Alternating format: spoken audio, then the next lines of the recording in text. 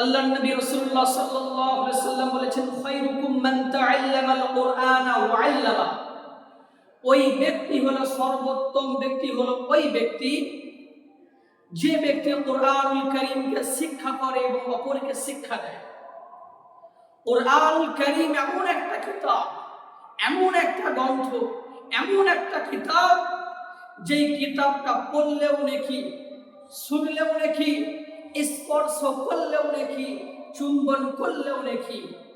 আল্লাহ রাব্বুল আলামিন কুরআনুল কারীমের প্রত্যেকটা অক্ষরে, প্রত্যেকটা লফজে 10টা করে নেকি লিখেছে।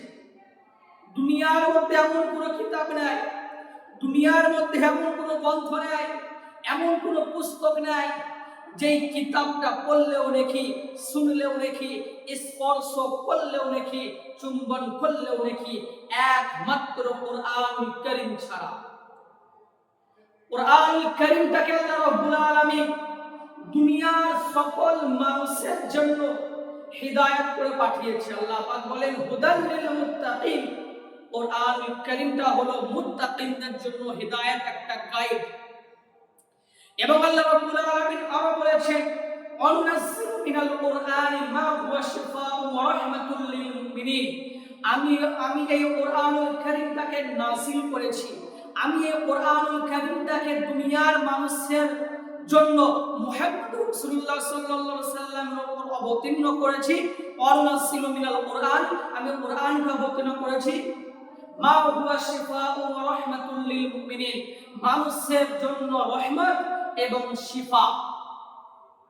এবং কুরআনুল কারীম এমন একটা কিতাব, যত আপনি কুরআনুল কারীমের সঙ্গে সম্পর্ক রাখবেন, যত মিল মোহাব্বত করবেন কুরআনুল কারীমটাকে, যত সম্পর্ক করবেন কুরআনুল কারীমের সঙ্গে, অর্থাৎ কুরআনুল কারীমকে আপনাকে রেগুলার, সর্বদাই, সব সময় আপনাকে তেলাওয়াত করতে হবে।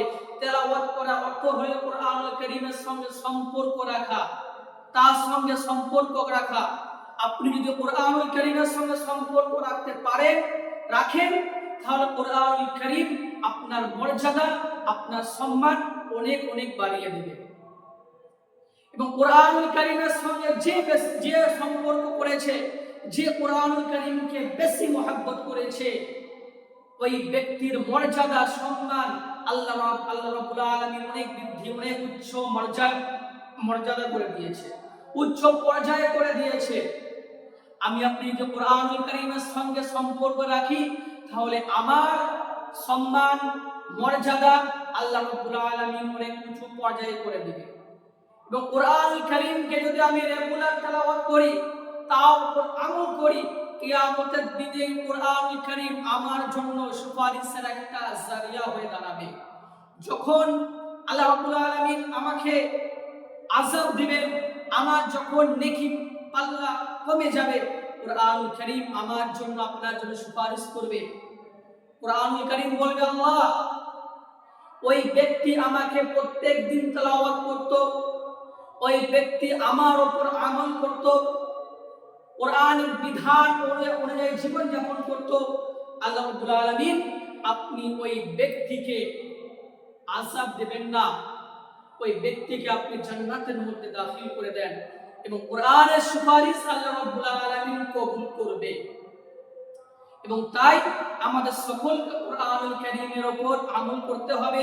কুরআনুল কারীমটাকে বেশি থেকে বেশি তেলাওয়াত করতে হবে। কুরআনুল কারীম যদি আমি আপনি না জানি, আমাকে আপনাকে শিক্ষা করতে হবে।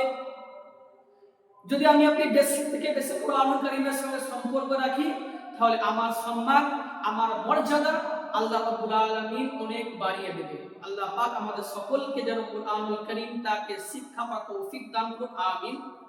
وآخر دعوانا الحمد لله رب العالمين.